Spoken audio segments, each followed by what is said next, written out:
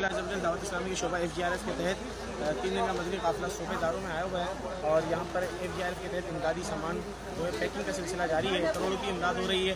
आप देख रहे हैं पीछे माशाल्लाह हमारे चने भी हैं, दीगर सामान भी है, आटा भी है, चीनी भी है, तेल भी है।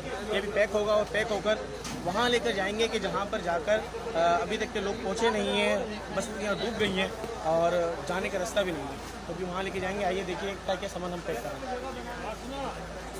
ये बोतलें निकाल के यहाँ पे रखती हो, तेल वगैरह है।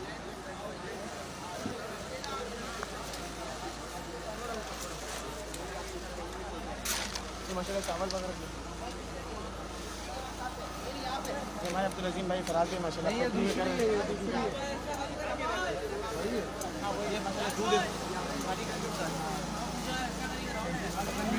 थैली बनी है।